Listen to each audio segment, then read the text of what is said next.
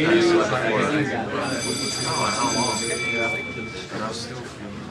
right. Oh, yeah, okay. So let me know what you decide. All right. Good evening. Almost done with the quarter here. I'm not sure if we're in with a bang or a win for you to decide.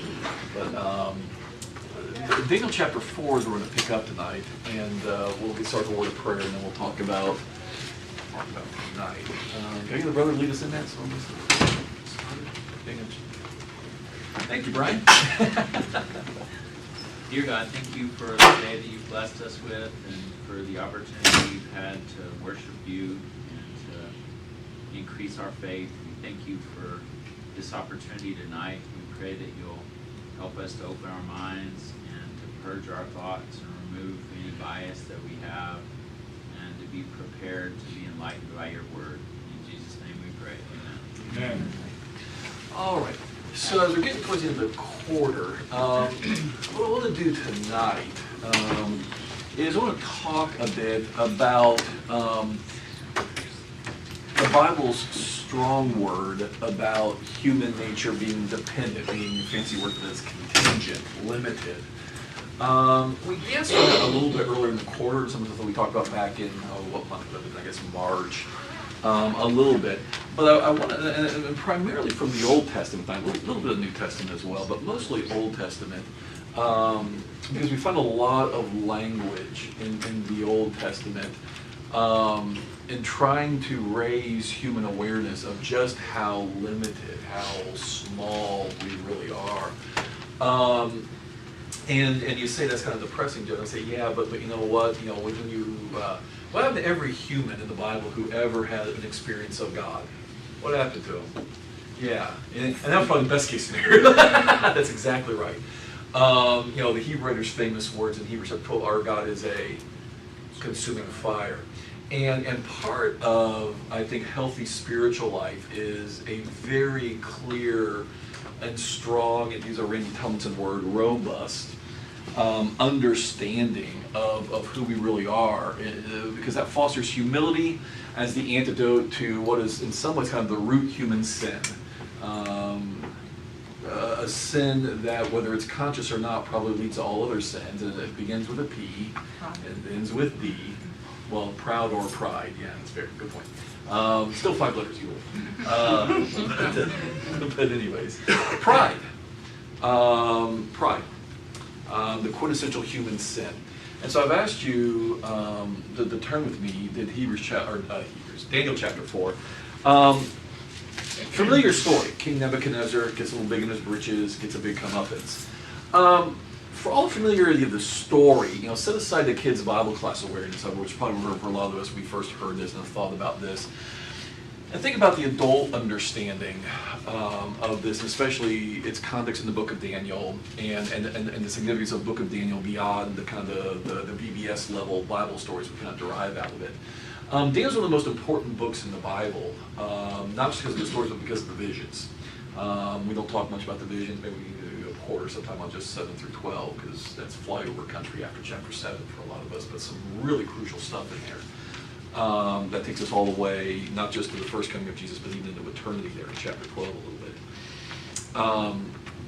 And so this book represents, in the days of the exile, which is when Daniel lived, kind of a typological, anybody says what typology is, right? It's kind of like a shadow, a smaller version of the ultimate reality of God, man, sin, salvation, things like that, right? Moses is a type of Christ, because Jesus brings a covenant just like Moses brought a covenant. Moses led his people out of slavery. Christ leads his people out of slavery. Only slavery is now not Pharaoh, it's sin. You with me? Got that kind of an idea. The Bible is full of smaller versions of ultimate realities. And so what Daniel represents, the book itself represents, and this is another class for a whole other quarter if this doesn't quite make sense or you don't see this immediately, but kind of the adult version of the book of Daniel. It is the ultimate, let's say it's not, ultimate is not the word I want. It is a almost typological updating. Say again, Randy? Quintessential. Thank you. Yeah, I'm a little tired today for that show, so It's been a long weekend. So yeah, I'll use the thesaurus sitting next to me here to help out. Quintessential, essential. Distillation of the fundamental conflict between God and man. One of the things, in fact, some of you already know this, some of you may have never seen this. We go like literally, keep your finger right here, go to chapter 1, and look in verses 1 and 2.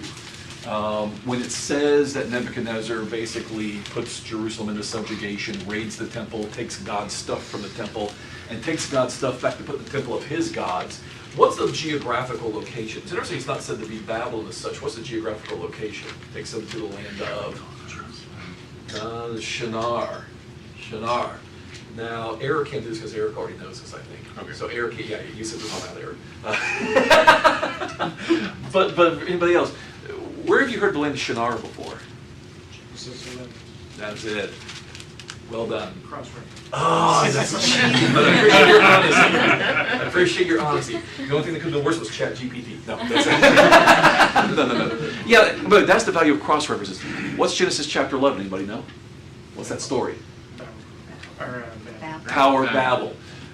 In other words, literally, Babylon of Daniel's day sits in the same land as Tower of Babel. What was Tower of Babel about? Got too big for Man's affront to God. Make a name for ourselves. Tower and a name. A story of mankind gathering to build a city and make a name for himself, the city of man in rebellion to the city of God. And so this story, the way it literally opens, little hints like I tell you, it's more than just literally something that happened in the 6th century BC, though it is that.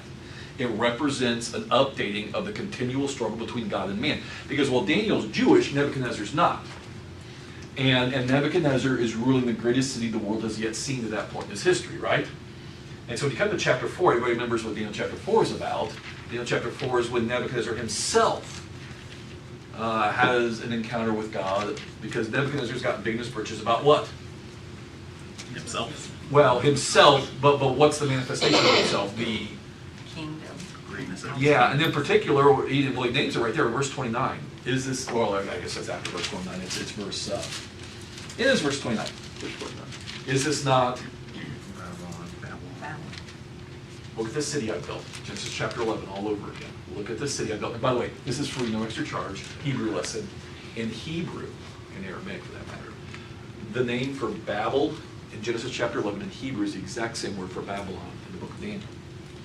Because if you're reading it in the original, it's all the more clear. This is an update. This is the same old story, same old struggle, and it's always Babylon out there. Is what we're being told. And so the quintessential human sin is displayed in the quintessential city of man by the quintessential human ruler, when he in verse 29 says, as he's walking on the roof of the royal palace of Babylon, verse 30, is this not the great Babel, literally, which I have built by, and pronouns matter, not just on application. By the might of my power. Yeah, and we'll keep going though. Look at how many first-person pronouns are in this litany. Glory of my majesty. Yeah. I, me, and my. A lot of I, me, and my in that statement. What's it all about? Pride. The fundamental human sin. What does Satan say to Eve in the garden? You can be like God. Fundamental human sin. All other sins in some ways are downstream of this. To choose sin at all is to choose to make yourself, to set God aside. It's always rooted in pride, whether you realize that or not. And so there it is. And so while the words were still in the king's mouth, there fell a voice from heaven, O King Nebuchadnezzar, to you it is spoken, the kingdom has departed from you, and you shall be driven from among men, and your dwelling shall be with the beasts of the field, and you shall be made to eat grass like an ox. And 7 periods of time shall pass over you until you know that the Most High rules the kingdoms of men and gives it to whomever he will. So did Nebuchadnezzar get the job because he's a great military strategist? How did he actually... why was he so militarily and politically successful? Because he's so great, wise, and everything else, all the I, me's, and my's? Because God's providence. God may let Nebuchadnezzar run around a bit and do something. He might be a smart guy, but at the end of the day, why? You ever know some smart people who just can't seem to get ahead of life? Yeah. It's not just about who's smart and clever and powerful. Sometimes, But what happens if you get cancer when you're 25? No matter how smart you were. Who decides if you get cancer when you're 25? Yeah. So there it is. But here's the other thing. Have you ever thought about this? The nature of the judgment could have just struck him dead. Doesn't do that. Could have allowed him to, get a disease. That happens to a Jewish king sometimes. Remember what happens to Asa's feet? Right? God does stuff like that. But the nature of the judgment here, what's the significance of the nature of the judgment that Nebuchadnezzar gets, given the nature of the sin that Nebuchadnezzar has committed? It's humiliating. He's put lower than man. He is made beast. What's the subtle divine message, do you think, in that kind of a judgment, where sometimes punishments fit crimes, and punishments themselves are meant to be revelatory about the nature of the sin or the nature of the transgression against God? What's the significance? It's humiliating, certainly, against his pride. Go ahead. It's a return to creation. It's a return to creation, and what do we reduce ourselves to without God? Beast. What makes us different than the animals? God. Yeah, and our God consciousness. Beasts can't worship. Beasts can't confess. Now, they can bring glory to God by being what they are and to God's joy, but no animal gets scared when it sees an angel. When Balaam's donkey saw the angel, did the donkey get scared? No. Say again? Yeah, he's more scared of Balaam than of the angel, ironically. Yeah, that's right. That's right. But you get the point. Beasts don't recognize God as God the way humans can consciously in worship and confession and humility. You with me? And so this is an ultimate, again, this is a Babel moment. Once again, God and man, you have the greatest nation the world has yet seen, so to speak. You have metaphor for Babel all over again. And so it's not just about Jewish exile. It's ultimately about this quintessential struggle between God and man with a righteous remnant, Daniel and his friends, hanging out in the middle of the beast, so to speak. Yes, ma'am, go ahead. This isn't his first encounter with God. Correct. And I think that has a lot to do with his punishment, because Yeah. he's watched Daniel and Shadrach and Meshach and Abednego, and so he knows that there is something greater than himself. Yep. And yet when he gets to this point, Yeah. look what I did, and he should know better. Yeah, well, and he was warned too. Actually, go back to early chapter 4 for a second. I'm going to look at that. Daniel warned him because he had a dream again, and God. But yeah, his whole the thing that people sometimes mistake about Nebuchadnezzar when you read the book of Daniel too casually is he says all the right things in the aftermath of those episodes, but you don't go by what people say. You go by what people do. And so he'll say, but he's a polytheist, so he's going to say nice because he doesn't really, part of what he doesn't seem to get is, I can say nice things about one God while still doing what I want. And if you've never made the connection, the statue, the golden image that Daniel's friends are commanded to bow down to, comes right out of the dream in which there was an image of multiple metals, but what metal was Nebuchadnezzar? Yeah, and what was the message of that dream in chapter 2? Your kingdom will not. Your kingdom's not going to last. So if you're Nebuchadnezzar, what you want your kingdom to last, what do you need to do? Make it all gold. Make it all gold and see who's going to bow down and who won't as a loyalty test. Find the traitors, find the weak links. So rather than submitting to God's control of history, which is what chapter 4 is about, I raise up and put in charge who I want. Nebuchadnezzar says, thanks for the heads up, thanks for the warning, but I think I'll find my own way around this dilemma. Now that I know there's a weak spot, I'll go looking for the traitors.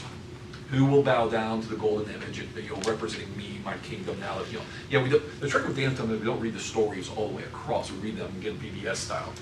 Nothing wrong with that, but you're not 5 anymore.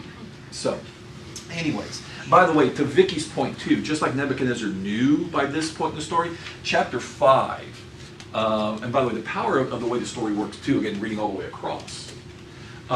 Here's Nebuchadnezzar with his great ego, and he's built, in human terms, he has built this great city and this great empire.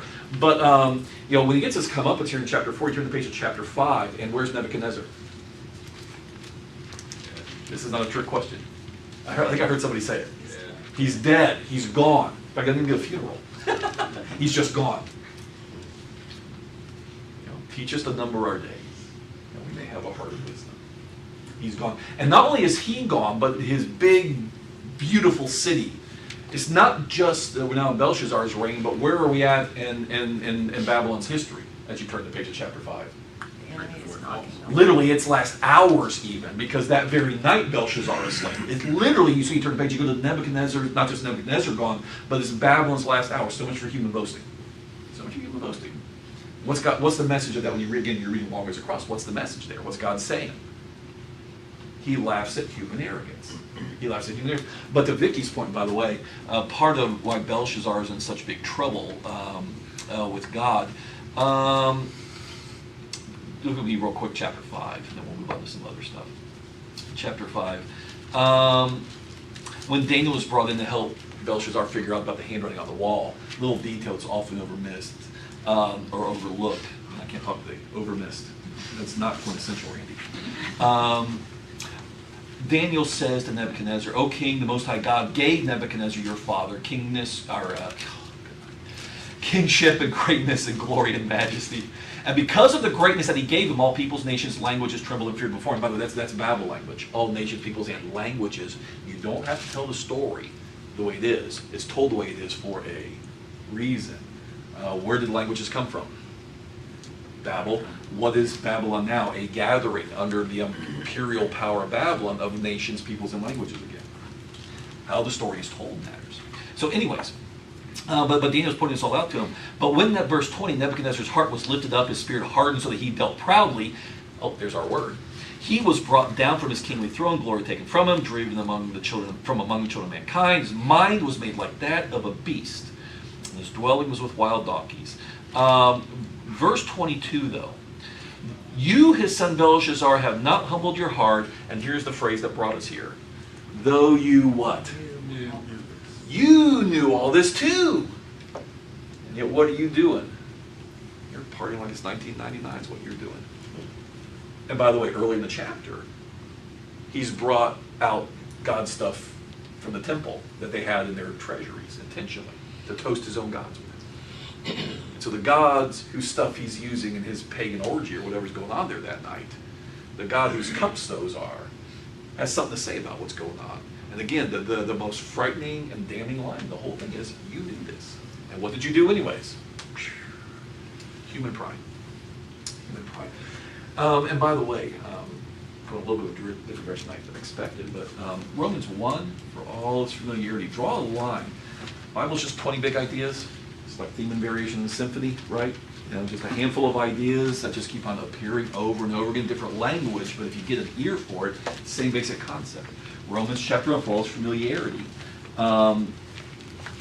Verse 19 of Romans chapter 1, for what can be known about God is plain to them, mankind, because God has shown it to him. For his invisible attributes, namely his eternal power and divine nature, have been clearly perceived ever since the creation of the world in the things that have been made, so they are without excuse. Draw a line from Daniel 5 there. Though you knew this. You may not know exactly the nature of God and what he wants, but can you know he's there by looking at creation? You realize that you have to learn to look at the heavens. Or you have to learn to look at animals and see evolution. You have to, that's an intentionally learned thing. I mean, ask a kid, you take them to the museum, ask a kid how birds became dinosaurs. And the kid will look at you and say, that's silly. Because a 5-year-old can laugh at that. But you can go get a PhD. In fact, it takes a PhD to have to be able to see it that way, I think, sometimes. You have to kind of a certain amount of learned ignorance. So anyways, all right, that's enough about that. So we start from just a strong word about human contingency, and this is the quintessential human struggle between collectively man and God, mankind and God, but also between every one of us. Because who among us has never struggled with pride?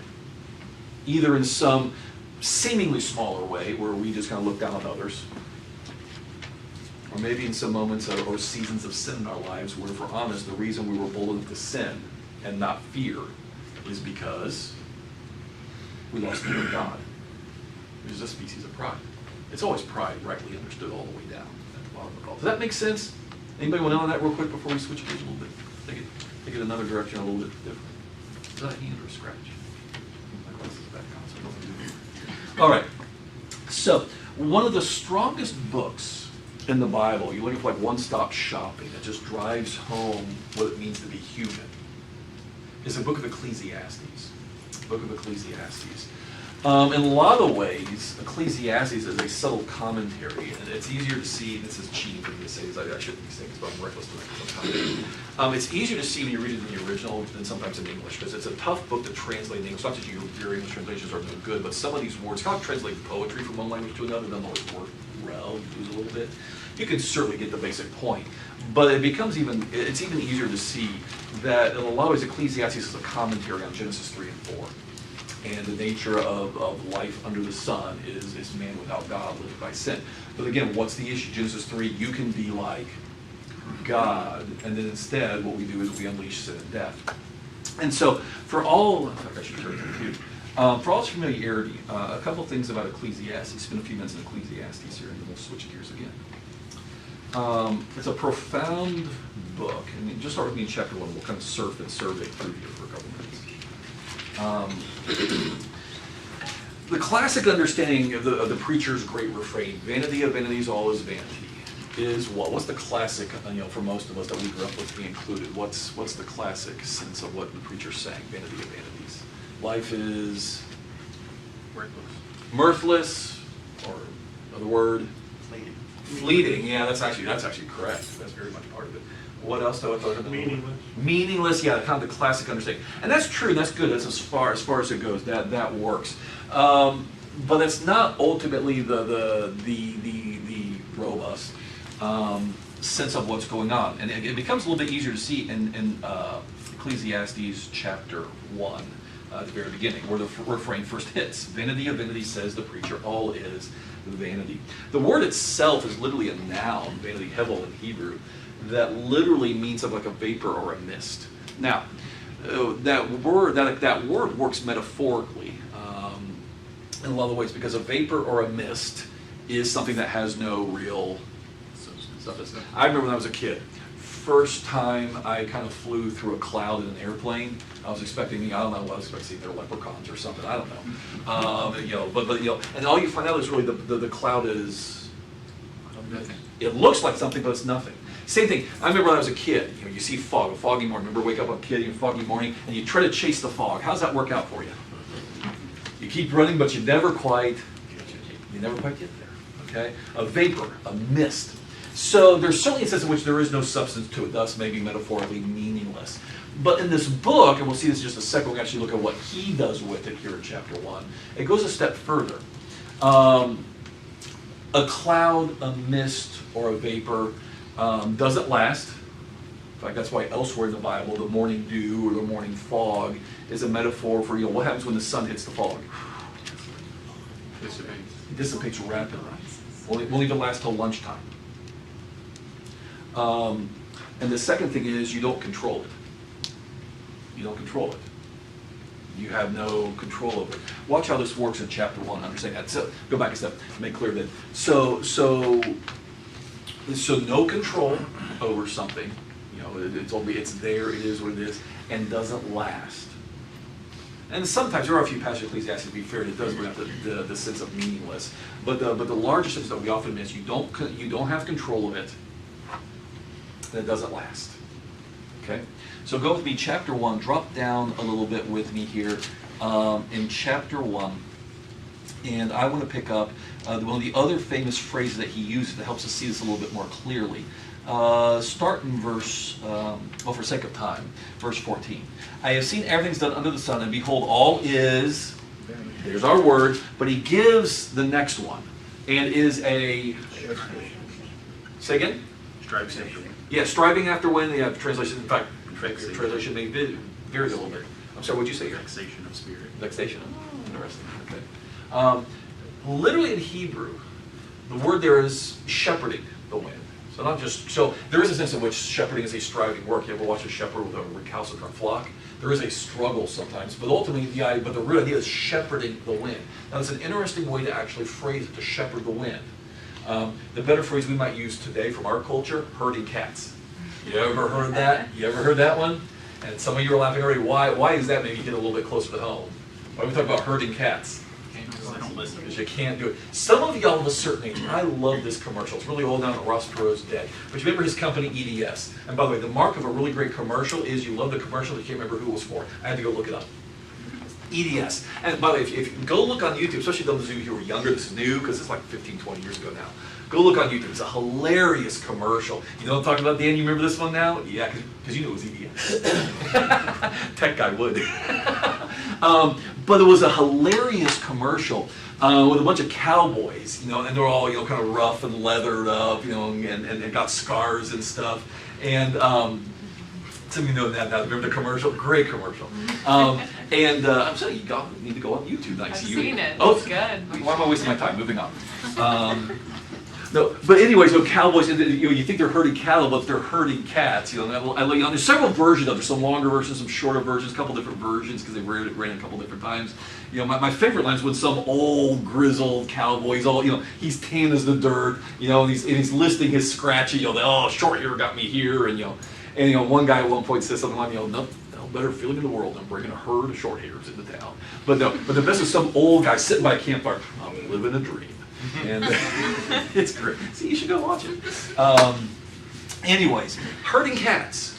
And of course, by the way, there was a powerful little commercial metaphor because the whole idea was EDS. You know, anybody who works in tech knows databases, corralling formats, everything else. So EDS will help you do the impossible. Herd all your data into, you know, some secure and controllable place. Same kind of idea here at the end of the day. You don't shepherd the wind. You don't shepherd the wind. You don't have control over it, right? Wind, and it works really well because wind itself, you know, there's no substance to it, yet you feel it. And no physicists sitting here. We don't talk about it's a state of matter, Jeff, and yes, technically there is mass. You know, I went to code school too. But how you live life, there's no substance to it, but you feel it. It has effects on you, but you have no feeling. You don't see it. There's no substance. It's here and it's gone. It's a breeze and it's gone, and you have no control over it. And here's the other part that why this, especially in light of Ecclesiastes, one of the big things of Ecclesiastes that I'll mention in just a sec. One of the other great things about it too is you don't really understand or comprehend it. You know it's there, you feel it, you see its effects, but you don't understand it. Where does the wind begin and end? No, no. Yeah, exactly. Yes. It's just there. You know, the forecaster may say, oh, we're going to have strong winds tonight. Good. What county are they going to start in? See how it works? You know it, you have enough experience, it's there, but you have no actual complete knowledge of the thing. Tell me where the wind begins and ends. Right? Okay. So yeah, so you don't shepherd the wind, it's all vanity. It's all is unknowable and uncontrollable in the end. And so you begin to understand that. And verse 17 is, so I applied my heart to know wisdom and know madness and folly, and I had perceived that this is but a striving after the wind. You can't do that. You're not going to know. You're not going to understand. What do we want to do? What, especially in a scientific age that we live in now, what do we want? What's Elon Musk want? Besides getting to Mars. He wants control. That's what it's about. That's exactly right. He wants a certain kind of control over reality and our human limits. And so just to kind of quickly begin surveying, go to chapter 2, verse 12. So I turn to consider wisdom and madness and folly. For what can the man do? And by the way, when you read Ecclesiastes, look how often words like what or who knows, those kind of phrases appear. It's all over the book. That's the whole point. I have no control and I don't really know, though I'm trying to know. Limits of being human. And in Genesis 3 and 4 world. What can the man do who comes after the king? Only what's been done. I saw that there is more gain in wisdom than in folly, so it's relatively better. There's more gain in light than in darkness. And yet, verse 14, second half, you have to perceive that the same event happens to all of them. At the end of the day, whether you're wise or foolish, what still happens to you once you hit your 80th birthday or 85, whatever? You're still just as dead, right? So what was the point of really being wise ultimately? It says there's a road, it'll save you some sorrow and some tears while you're living, but at the end of the day, the biggest idiot you've ever known, the biggest fool, the biggest arrogant person versus the most godly person. What's going to happen 100 years from now? We're in both of them. So really, and that's why later in the book he'll say, so don't be overly wise and overly righteous. He's not literally saying, so little sin's good for you. What he's getting at is if you think that being righteous or being wise will exempt you from, or give you the control that we really want, especially in the day of death, righteousness and wisdom are actually no antidote to that either, because it's still about God and you are not God. Right?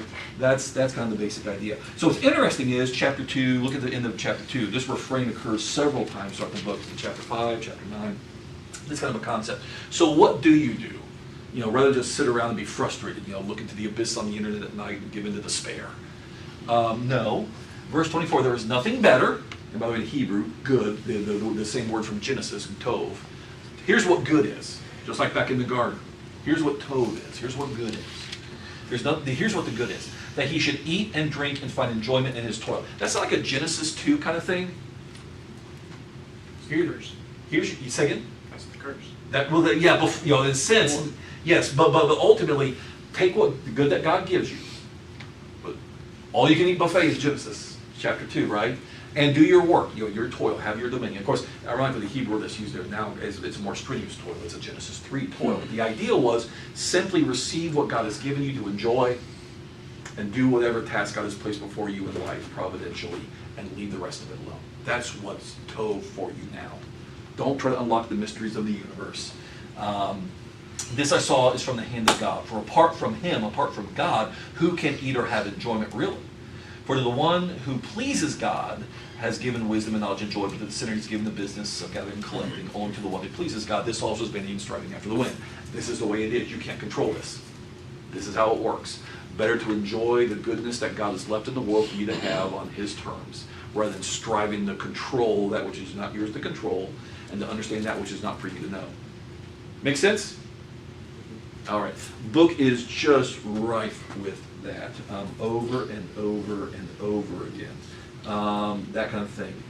Chapter 3, we won't go through the full list I had. Chapter 3, look at verse 12.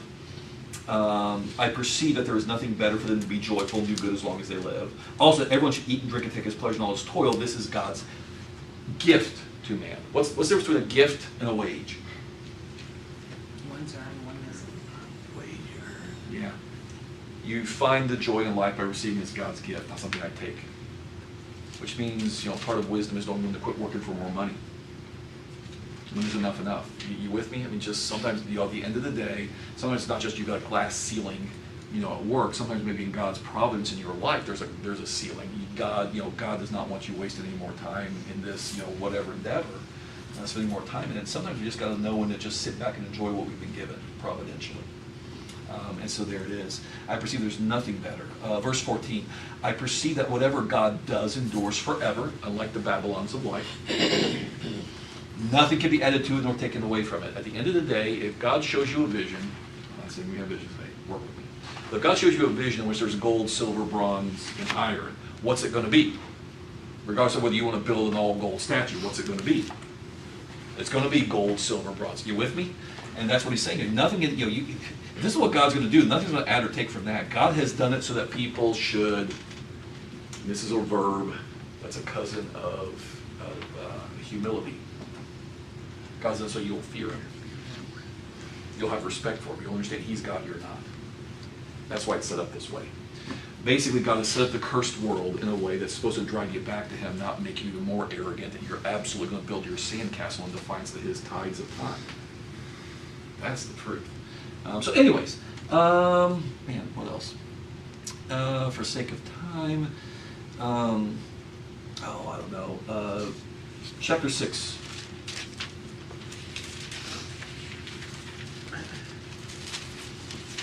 For whatever has been has already been named. That's Babel language. Back to Genesis again. God does the naming of some things. You're not going to change their natures or what they are. God is named. And man is not able to dispute with one stronger than he. The more words, the more vanity. What advantage to man? For who knows what is good? Tov.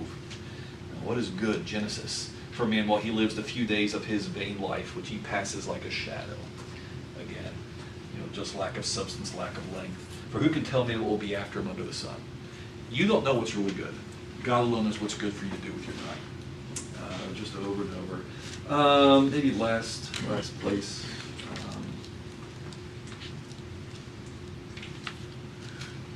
Pick just one more.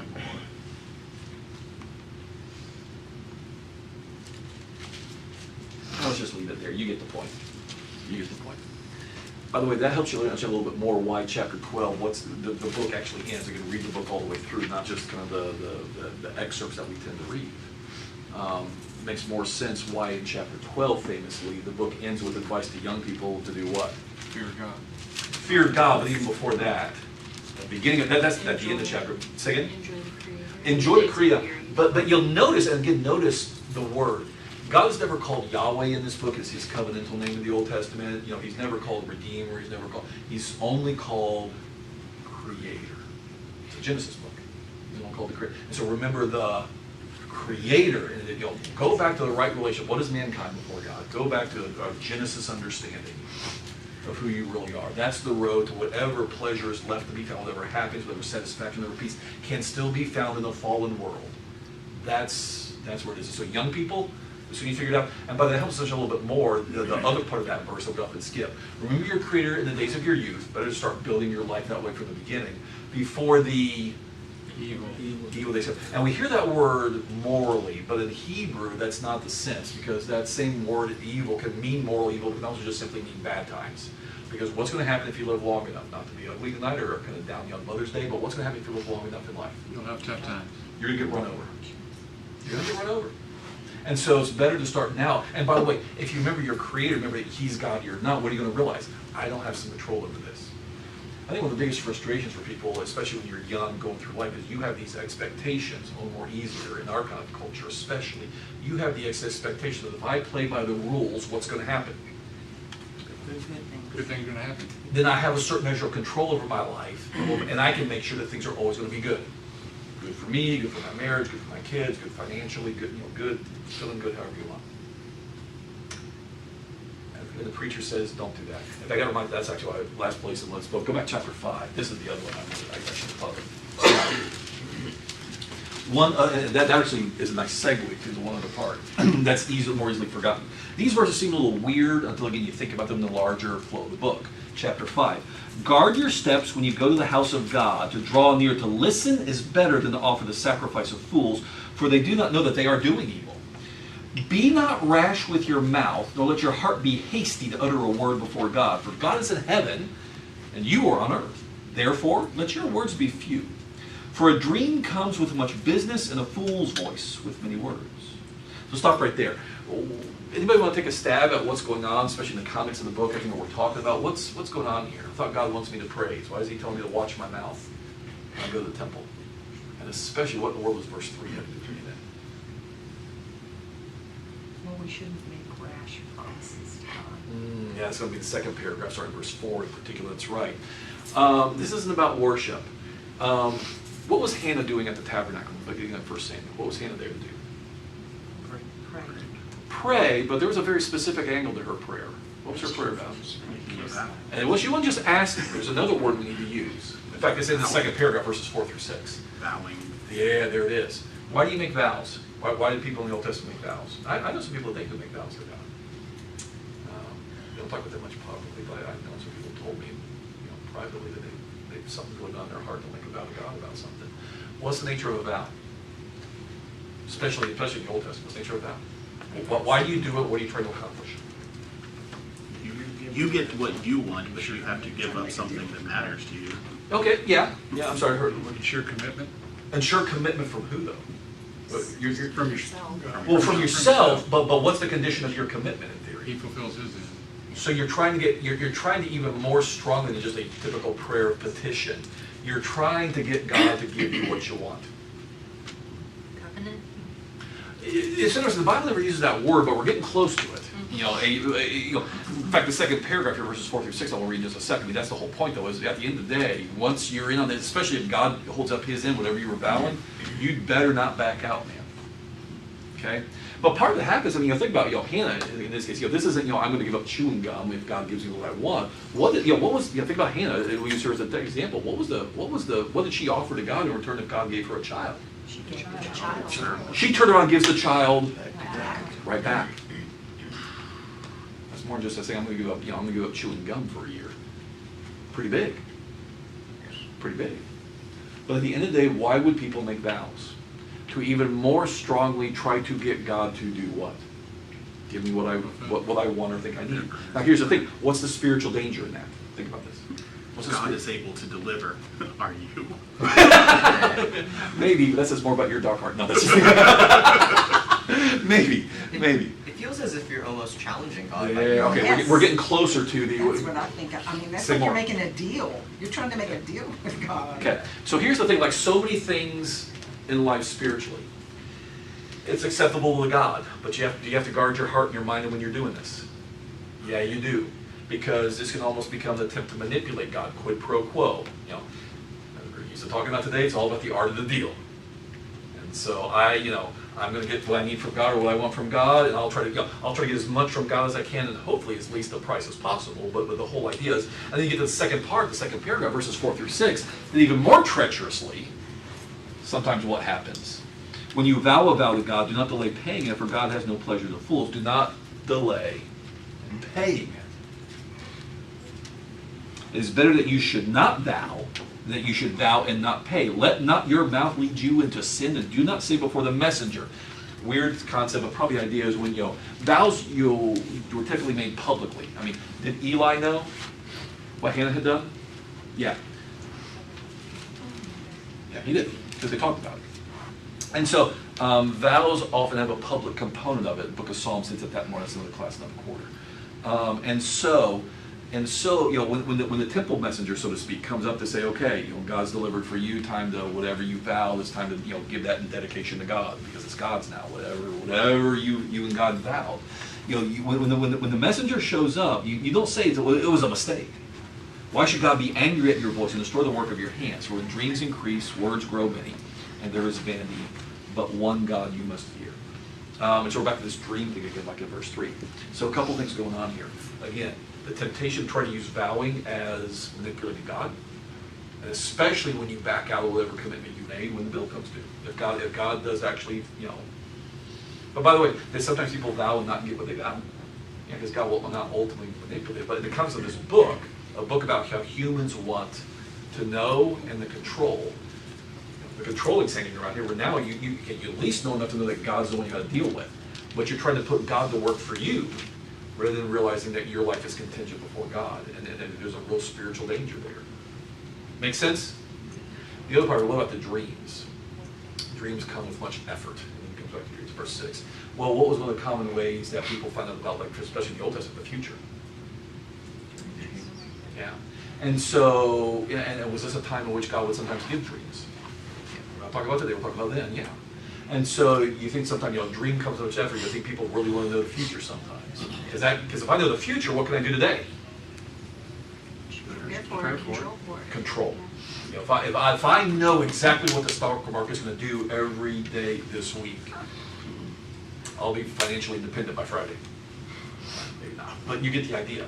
If I had that kind of control, if I know exactly when my lifestyle is going to cause me cancer or heart disease, man. If I knew exactly when I was going to die, you're not going to stop that. If I knew exactly, well, that affects it.